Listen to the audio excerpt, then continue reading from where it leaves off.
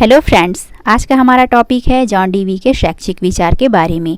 यह जो टॉपिक है फ्रेंड्स, आप लोग के बीएड फर्स्ट ईयर के फिलोसफिकल पर्सपेक्टिव ऑफ एजुकेशन, शिक्षा के दार्शनिक परिप्रेक्ष्य सब्जेक्ट से लिया गया है।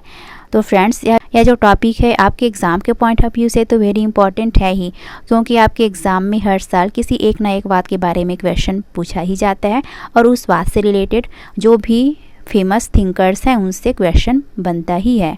सो आपका जॉन डीवी से भी क्वेश्चन पूछा जाता है, क्योंकि जॉन डीवी प्रयोजनवाद के प्रमुख समर्थकों में से एक है ना। और जैसा कि आप लोग में से कुछ लोग जानते भी होंगे और कुछ लोग नहीं भी जानते होंगे, तो मैं आप लोग को बता दूं कि जॉन डीवी को प्रयोजनवाद का जनक कहा जाता है। उनका प्रयोजनवाद में एक महत्वपूर्ण योगदान रहा है ना। तो इस टॉपिक से आपका क्वेश्चन बनता है कि जॉन डीवी के शिक्षा दर्शन का भारतीय शिक्षा पर प्रभाव बताइए करके टिप्पणी में आता है ना। वहीं इसी टॉपिक को घुमा फिरा कर किसी भी टाइप का आपका पूछा जा सकता है, लेकिन इसमें मेन पॉइंट रहता है आपका जॉन डीवी का शैक्षिक विचार, मतलब कि उनके शिक्षा दर्शन। और वहीं सेकंड टाइप के क्वेश्चन में जॉन डीवी की यांत्रिकवादी एवं प्रयोगवादी विचारधारा की विवेचना कीजिए करके भी क्वेश्चन पूछा जाता है।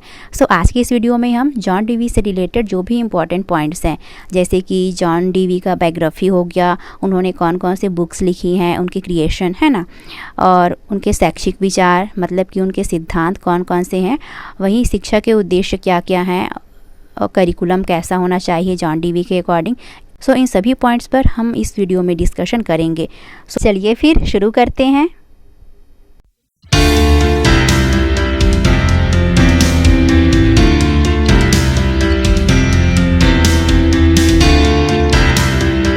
तो फ्रेंड्स, अगर आप इस चैनल पर पहली बार आए हैं तो इस चैनल को सब्सक्राइब कर लीजिए, क्योंकि इस चैनल पर मिलते हैं आपको बीएड और डीएड से रिलेटेड पॉइंट सभी टॉपिक्स पर फुल डिस्कशन वीडियो। और अगर यह वीडियो आपके लिए हेल्पफुल रही होगी तो इस वीडियो को ज़रूर से लाइक शेयर कर दीजिएगा। तो इस वीडियो में आगे बढ़ने से पहले हम इसके कुछ इंपॉर्टेंट पॉइंट्स देख लेते हैं, जिसके थ्रू हम इस वीडियो में डिस्कशन करेंगे। तो इसमें से हमारा फर्स्ट पॉइंट रहेगा जॉन डीवी का बायोग्राफी है ना, उनकी जीवन परिचय के बारे में हम डिस्कशन करेंगे।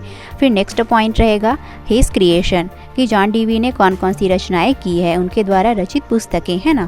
फिर नेक्स्ट पॉइंट रहेगा the meaning of education according to John Dewey, John Dewey के अकॉर्डिंग शिक्षा का अर्थ। फिर नेक्स्ट पॉइंट रहेगा जॉन डीवी के अकॉर्डिंग शिक्षा की परिभाषा।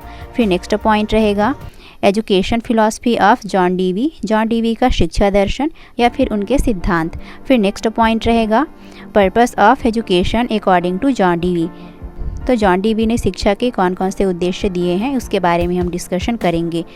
फिर नेक्स्ट पॉइंट रहेगा कि जॉन डीवी के अकॉर्डिंग करिकुलम कैसा होना चाहिए। और फ्रेंड्स, इस वीडियो के एंड में मैं इस टॉपिक से रिलेटेड आपको कुछ ट्रिक्स बताऊँगी जो कि आपके एग्ज़ाम में आपकी हेल्प करेगी। तो इसमें से हमारा फर्स्ट पॉइंट है हिज बायोग्राफी, जीवन परिचय। तो फ्रेंड्स, इस वीडियो में हमने जॉन डीवी के लाइफ से रिलेटेड उन जो इम्पोर्टेंट पॉइंट्स है उसको हमने सम अप करके बताने की कोशिश करी है। तो इसमें से फर्स्ट पॉइंट है कि प्रयोजनवाद के जनक जॉन डीवी का जन्म 20 अक्टूबर 1859 को संयुक्त राष्ट्र अमेरिका में बर्मांड स्थित बर्लिंगटन नामक जगह पर हुआ था है ना। इसमें हमने इंग्लिश में भी डिस्क्राइब किया हुआ है, तो आप इसको देख सकते हैं। इनके पिता का नाम है आर्कवेल्ड डीवी, जो कि एक व्यापारी थे। इनकी माता का नाम है लुसीना अर्थेमेनिया डीवी, जो कि एक सरल महिला थी। इनकी शिक्षा हुई बीए की उपाधि बर्मांड विश्वविद्यालय में, और इन्होंने पीएचडी किया कांट के दर्शन विषय में। कांट एक फेमस फिलोसोफर हैं है ना, तो कांट के दर्शन विषय में इन्होंने पीएचडी की। फिर 1888 में मिनीसोटा और मिशिगन विश्वविद्यालय में ये दर्शन के प्राध्यापक के रूप में नियुक्त हुए हैं। नेक्स्ट पॉइंट है फिर इन्होंने 1889 में मिशिगन विधि में अध्यापन किए। फिर 1894 में अध्ययन के पश्चात ये शिकागो विश्वविद्यालय में दर्शन शास्त्र के अध्यक्ष बने। 1896 में एक्सपेरिमेंटल स्कूल की स्थापना की। फिर 1903 में शिक्षा निर्देशक के रूप में अपना पदभार ग्रहण किए। फिर नेक्स्ट पॉइंट है 1904 में दर्शन शास्त्र के प्रोफेसर हुए और इनकी मृत्यु हुई 1952 ईस्वी में। तो इस प्रकार से जॉन डीवी का बायोग्राफी कंप्लीट होता है। अब नेक्स्ट पॉइंट है हिज क्रिएशन, उनकी रचनाएं।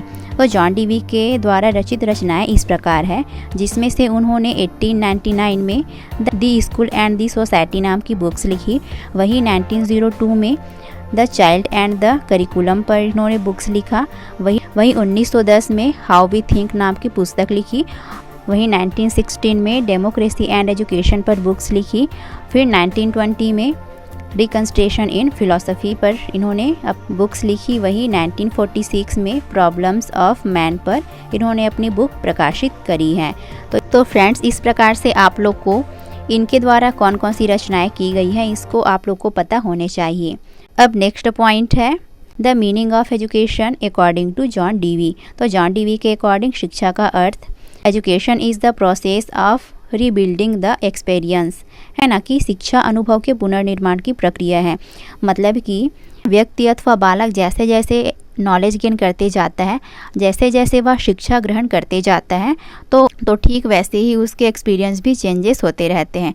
मतलब कि आप किसी चीज़ के बारे में इतना सा जान रहे हो, वही कल के डेट में आप उसके बारे में नॉलेज गेन करोगे तो इतना जानोगे, है ना। तो इस प्रकार से आपके अनुभव में तो परिवर्तन हुआ ना, है ना। मतलब कि आपके अनुभव में रिकंस्ट्रक्शन हुआ एक, तो इस प्रकार से आपका जो एक्सपीरियंस है वो फिर से डेवलप हुआ, रीबिल्डिंग हुआ, है ना। तो इस प्रकार से जॉन डीवी ने शिक्षा को अनुभव के पुनर्निर्माण की प्रक्रिया माना है। अब नेक्स्ट पॉइंट है definition of education according to John Dewey. तो जॉन डीवी के अकॉर्डिंग शिक्षा की परिभाषा इस प्रकार से है education is the development of all those abilities in the person which make him capable of taking control of his environment and fulfilling his possibilities। कि तो इसमें जॉन डीवी का यह कहना है कि शिक्षा के माध्यम से व्यक्ति अपने अंदर की क्षमताओं को डेवलप करती है, उनके अंदर जो भी एबिलिटीज़ रहती है उनको वह डेवलप करती है और साथ ही साथ उसको अपने वातावरण के साथ सामंजस्य स्थापित करने के योग्य बनाती है। तो आई होप कि आप लोग को यहाँ तक से अच्छे से समझ में आ गया होगा। अब नेक्स्ट पॉइंट है education philosophy of John Dewey. John Dewey का शिक्षा दर्शन, या फिर इसको आप उनके शैक्षिक विचार भी बोल सकते हैं या फिर उनके आप सिद्धांत भी बोल सकते हैं। तो इसमें से फर्स्ट पॉइंट है the principles that work are true. जो सिद्धांत कार्य करते हैं वह सत्य है। तो इसमें जॉन डीवी का यह कहना है कि आप जिस भी प्रिंसिपल्स को मानते हैं, आप जिस भी दृष्टिकोण को लेकर चलते हैं वह तभी सत्य है जब वह आपके लिए यूज़फुल है। जैसे कि आपका जैसा भी सिद्धांत हो, है ना, आप किसी भी चीज़ को मानते हैं तो आपका उस चीज़ के प्रति अपना अलग दृष्टिकोण है, वही दूसरे व्यक्ति का अपना अलग दृष्टिकोण है। तो उस सिद्धांत को, उस दृष्टिकोण को लेकर जब आप चलते हैं, अपने लाइफ में इम्प्लीमेंट करते हैं, तो उस सिद्धांत को मानने से यदि आपकी लाइफ में कुछ चेंजेस आता है, आपके जीवन में कुछ अंतर नज़र आता है, तभी वह सत्य है ना। जैसे कि हम इसको एक एग्जाम्पल के थ्रू समझने की कोशिश करते हैं। जैसे कि हम सूर्य नमस्कार करते हैं, तो इस सूर्य नमस्कार को लेकर सभी व्यक्तियों का अपना अलग अलग दृष्टिकोण होगा, है ना।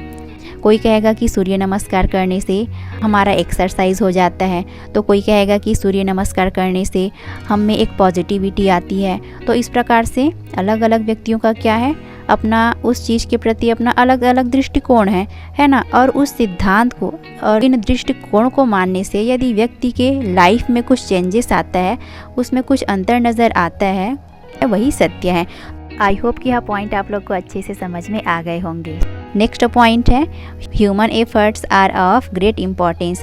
मानव प्रयासों का अत्यधिक महत्व है। तो इसमें जितने भी प्रयोजनवादी हुए हैं उन्होंने मानव प्रयासों का अत्यधिक महत्व दिया है। व्यक्ति का अपना जैसा उद्देश्य होगा, कार्य को करने के पीछे उसका जो भी रीज़न होगा, तभी तो वह अपने लक्ष्य को प्राप्त करने के लिए मेहनत करेगा ना भाई। तो इस प्रकार से इसमें जैसा कि हमने प्रैग्मेटिज्म वाले वीडियो में डिस्कशन किया था, है ना, तो हमारा जैसा उद्देश्य होगा तो हम अपने उद्देश्य को प्राप्त करने के लिए हम मेहनत करेंगे, हम प्रयास करेंगे, तभी तो हम अपने उद्देश्य को प्राप्त करेंगे, है ना। तो इस प्रकार से जॉन डीवी के शैक्षिक विचार में इन्होंने मानव प्रयासों को अत्यधिक महत्व दिया है। नेक्स्ट पॉइंट है the true criterion of any theory is it's usefulness. कि किसी भी सिद्धांत की सच्ची कसौटी उसकी उपयोगिता है। इसका भी वही मतलब है कि हम कोई भी सिद्धांत अपनी परीक्षा पर तभी खरा उतरेगा जब वह हमारे लिए अधिक से अधिक यूज़फुल होगा। कि हम किसी भी सिद्धांत को लेकर चलते हैं अपने लाइफ में, तो यदि वह हमारे लिए यूज़फुल है, उपयोगी है, तभी वह सत्य है और तभी वह उस सिद्धांत की सच्ची कसौटी होगी। नेक्स्ट पॉइंट है a man is a social animal, therefore he should possess the virtual of social bouncing. Sorry friends, यहाँ पास बाउंसिंग नहीं रहेगा, है ना, इसमें सामाजिक कुशलता रहेगा। तो इसमें स्किल्स रहेगा, यहाँ पास आप लोग करेक्शन कर लीजिएगा कि मनुष्य एक सामाजिक प्राणी है, इसलिए उसे सामाजिक कुशलता का गुण प्राप्त करना चाहिए। तो इसमें जॉन डीवी यह कहते हैं कि जैसा कि पहले हमने डिस्कस किया था कि शिक्षा एक ऐसी प्रक्रिया है जो व्यक्ति को अपने समाज के साथ एडजस्टमेंट करने के, समायोजन करने के योग्य बनाती है। तो इस प्रकार से जॉन डीवी का शैक्षिक विचार यह है कि मनुष्य एक सामाजिक प्राणी है ना। तो व्यक्ति को समाज में एडजस्टमेंट करने के लिए, समायोजन स्थापित करने के लिए उस सामाजिक कुशलता का गुण भी विद्यमान होना चाहिए। नेक्स्ट पॉइंट है स्पॉन्सर्स सपोर्ट प्रैग्मेटिज्म, प्रयोजनवादी बहुवाद का समर्थन करते हैं। तो इसमें बहुवाद क्या होता है? तो बहुवाद से मतलब ये है कि इस संसार में जितने व्यक्ति हैं उतने ही उसके जीवन दर्शन हैं, या फिर आप यूँ कहें तो उतने ही उसके अपने अलग अलग एक्सपीरियंस हैं। तो इस प्रकार से जॉन डीवी बहुवाद का समर्थन करते हैं। नेक्स्ट पॉइंट है confidence in practices and traditions and confidence in resilience, प्रथाओं व परंपराओं का विरोध व लचीलेपन पर विश्वास। तो इसमें जॉन डीवी ने जो भी पुराने नियम हैं, प्रथाएं हैं, परंपराएं हैं, उसका विरोध किया है और इन्होंने परिवर्तन पर, लचीलेपन पर विश्वास किया है। तो उनका यह मानना है कि इस संसार में जितने भी वस्तुएं हैं या फिर जितने भी फैक्ट्स हैं, तथ्य हैं, वह परिवर्तनशील है। इसको हम एक एग्जाम्पल के थ्रू समझने की कोशिश करते हैं। जैसे कि पहले ज़माने में क्या होता था, आदमी अपना हवा लेने के लिए अपना लकड़ी का पंखा ऐसी बना लेता था, उससे हवा ले लेता था, है ना। उससे फिर जैसे जैसे टाइम बदलते गया, फिर उसके जगह क्या है, अपना पंखा आ गया, टेबल पंखा। फिर उसके बाद क्या है, अपना कूलर आ गया, एसी आ गया। तो इस प्रकार से व्यक्ति के लाइफ में क्या है, चेंजेस आते रहते हैं, परिवर्तन होते रहते हैं। तो इस प्रकार से जॉन डीवी ने जो भी पुराने परंपराएं हैं, प्रथाएं हैं, उन सब का इन्होंने विरोध किया है और इन्होंने परिवर्तनशील को इम्पोर्टेंस दिया है, लचीलेपन पर विश्वास किया है। अब नेक्स्ट पॉइंट है जॉन डीवी के अकॉर्डिंग शिक्षा के उद्देश्य, पर्पस ऑफ एजुकेशन, है ना। तो जॉन डीवी के अकॉर्डिंग शिक्षा के उद्देश्य निम्नलिखित हैं, जिनमें से फर्स्ट है सामाजिक कुशलता का विकास, डेवलपमेंट ऑफ सोशल स्किल्स। तो जॉन डीवी के अकॉर्डिंग शिक्षा का एक पहला महत्वपूर्ण उद्देश्य है बच्चे में सामाजिक कुशलता का विकास करना। क्यों? जैसा कि हमने पहले इस पर डिस्कस किया कि शिक्षा एक ऐसी प्रक्रिया है जो बालक के अंदर की क्षमताओं का विकास करती है और इसके साथ ही साथ उसको समाज के साथ समायोजन करने के योग्य बनाती है ना। तो इस प्रकार से बालक में सामाजिक कुशलता का विकास करना क्या है, शिक्षा का एक पहला उद्देश्य है।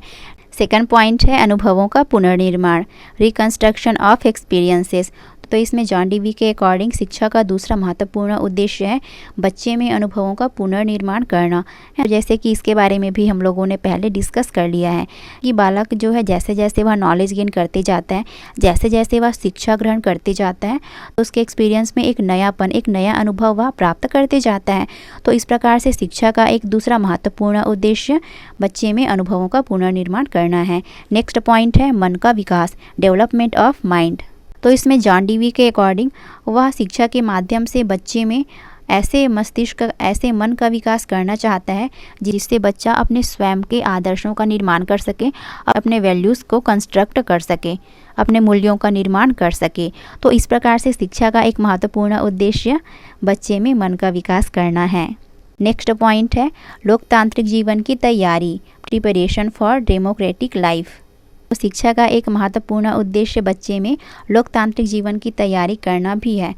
तो इसमें सिंपल सा मतलब है भाई कि बच्चा जब पढ़ा लिखा होगा, शिक्षित होगा, तभी तो वह अपने अधिकारों को जान सकेगा, है ना, कि उनके मौलिक अधिकार कौन कौन से हैं और वह अपने अधिकारों का प्रयोग करेगा, है ना, जो कि एक शिक्षित व्यक्ति ही कर सकता है। तो इस प्रकार से जॉन डीवी के अकॉर्डिंग शिक्षा का एक महत्वपूर्ण उद्देश्य बच्चे में लोकतांत्रिक जीवन की तैयारी करना भी है। नेक्स्ट पॉइंट है सामाजिक प्राणी के रूप में विकास, development as the social animals. तो फ्रेंड्स, जैसा कि इसके बारे में भी हम लोगों ने पहले डिस्कस कर लिया है, तो इसको भी आप अपने वर्ड्स में डील कर सकते हैं। नेक्स्ट पॉइंट है आधुनिकता का विकास, डेवलपमेंट ऑफ मॉडर्निटी। तो इसमें जॉन डीवी शिक्षा के माध्यम से बच्चे में आधुनिकता का विकास करना चाहते हैं। नेक्स्ट पॉइंट है नैतिकता का विकास, डेवलपमेंट ऑफ मॉरलिटी। तो जॉन डीवी शिक्षा के माध्यम से व्यक्ति में नैतिकता का विकास करना चाहते थे, और ये नैतिकता का विकास तभी होगा जब व्यक्ति उत्तम चरित्र वाला होगा, उसमें सहयोग की भावना होगी, है ना। ये सभी क्वालिटीज़ व्यक्ति में होगी तभी वो उसमें नैतिकता का विकास हो सकेगा। तो इस प्रकार से जॉन डीवी के अकॉर्डिंग शिक्षा का एक महत्वपूर्ण उद्देश्य व्यक्ति में नैतिकता का विकास करना भी है। तो फ्रेंड्स, आई होप कि आप लोग को यहाँ तक से अच्छे से समझ में आ गया होगा। मेरे से कोई सा भी पॉइंट्स छूट गया हो तो आप मेरे को कमेंट में बोल सकते हैं। नेक्स्ट पॉइंट है curriculum according to John Dewey. तो जॉन डीवी के अकॉर्डिंग करिकुलम कैसा होना चाहिए, या तो इसमें जॉन डीवी अपने करिकुलम में निम्न सिद्धांतों को यूज़ करने पर फोकस करते हैं, है ना। तो इसमें से फर्स्ट पॉइंट है उपयोगिता का सिद्धांत, प्रिंसिपल ऑफ यूटिलिटी। उपयोगिता के सिद्धांत के अकॉर्डिंग जॉन डीवी अपने करिकुलम में ऐसे विषयों को समाविष्ट करना चाहते हैं जो बच्चे के प्रेजेंट में भी काम में आए और उसके भावी जीवन के लिए भी यूज़फुल हो, और इसके साथ ही साथ वह उसके जीविकोपार्जन में भी उसकी हेल्प करे। तो इस प्रकार से उन्होंने अपने करिकुलम में भाषा, विज्ञान, साहित्य, गणित इत्यादि विषयों को इसमें इस प्रमुखता से स्थान दिया है। नेक्स्ट पॉइंट है रुचि का सिद्धांत, प्रिंसिपल ऑफ इंटरेस्ट। तो इसमें जॉन डीवी करिकुलम में बच्चे के इंटरेस्ट को और उसके स्वभाव को, इन सब को महत्वपूर्ण स्थान देते हैं, क्योंकि उनका ऐसा मानना था कि बच्चे की अलग अलग स्टेजेस में उसकी रुचियाँ भी अलग अलग प्रकार की होती हैं। मतलब कि बच्चा जैसे कि शैशवावस्था में है तो उसकी आवश्यकता, उसका जो भी इंटरेस्ट है वो अलग होता है। फिर जैसे ही वह बड़ा होता है, एक अलग स्टेज में बाल्यावस्था में, किशोरावस्था में पहुँचता है तो उनके इंटरेस्ट में चेंजेस आते जाता है। तो इस प्रकार से जॉन डीवी ने अपने करिकुलम में बच्चे की रुचियों को और उसके स्वाभाविक क्वालिटीज़ को भी इम्पोर्टेंस देते हैं। नेक्स्ट पॉइंट है बाल केंद्रित पाठ्यक्रम, चाइल्ड सेंटर्ड कोर्स। तो इसमें जॉन डीवी अपने करिकुलम में चाइल्ड सेंट्रिक एजुकेशन पर बल देते हैं। तो इसमें जॉन डीवी अपने करिकुलम में बालक की जो भी इंटरेस्ट है, जो भी उसकी क्षमता है, जो भी उसके बेसिक नीड्स हैं, उसका जो भी एक्सपीरियंस है, तो इन सभी चीज़ों को वह अपने करिकुलम में स्थान देते हैं। नेक्स्ट पॉइंट है क्रियाशीलता का सिद्धांत, प्रिंसिपल ऑफ एक्शन। तो इसमें जॉन डीवी ऐसा मानते हैं कि करिकुलम ऐसा होना चाहिए जो बच्चे के एक्टिविटीज़ पर बेस्ड हो, बालक की क्रिया पर आधारित होना चाहिए करके। नेक्स्ट पॉइंट है सामाजिक अनुभव का सिद्धांत, सोशल एक्सपीरियंसेस थ्योरी। तो इसमें जॉन डीवी अपने करिकुलम में सामाजिक अनुभव को भी स्थान देते हैं। क्यों फ्रेंड्स, यहाँ पास मैं आप लोग को ये बता दूँ कि इसमें जॉन डीवी का जो टीचिंग मेथड्स है, जो भी उसकी शिक्षण पद्धति है, वह त्रिध्रुवी है ना, वह ट्राइपोलर प्रोसेस है। तो ये त्रिध्रुवी प्रक्रिया क्या होता है, आपको इस चीज़ के बारे में पता होना चाहिए, क्योंकि यह पॉइंट आपके लिए वेरी इंपॉर्टेंट है, इसलिए मैं आप लोग को ये चीज़ बता रही हूँ, है ना। और क्योंकि यह जो पॉइंट है वो आपके टीचिंग एग्जाम्स में भी काम में आएंगे, है ना, कि यह जो ट्राइपोलर प्रोसेस है, तो इसमें शिक्षक और विद्यार्थी के अलावा भी एक तीसरी चीज़ को जॉन डीवी ने अपने करिकुलम में इम्पॉर्टेंस दिया है, वह चीज़ है बच्चे का सामाजिक वातावरण, जिसको पाठ्यक्रम भी बोल दिया जाता है। तो इसमें पाठ्यक्रम इज इक्वल टू सामाजिक वातावरण हुआ, इस चीज़ को आपको ध्यान में रखना है ना। तो इस प्रकार से जॉन डीवी ने अपने करिकुलम में इन तीनों पॉइंट्स को इम्पॉर्टेंस दिया है। मतलब कि शिक्षण प्रक्रिया में शिक्षक हो गया, शिक्षार्थी हो गया, और उसके आसपास का वातावरण, उसका सामाजिक वातावरण भी शिक्षा पर इम्पैक्ट डालता है, जिसको आप पाठ्यक्रम भी बोल सकते हैं। तो इस प्रकार से इन तीनों पॉइंट्स को आप लोग को अच्छे से पता होने चाहिए। इस प्रकार से सामाजिक अनुभव का सिद्धांत, इसका मतलब यही होता है कि इसमें जॉन डीवी ने अपने करिकुलम में बच्चे के आसपास के वातावरण और उसके सामाजिक वातावरण को भी अपने करिकुलम में इम्पॉर्टेंस दिया है, उनको एक महत्वपूर्ण स्थान दिया है। अब नेक्स्ट पॉइंट है लचीलेपन का सिद्धांत, फ्लेक्सिबिलिटी प्रिंसिपल।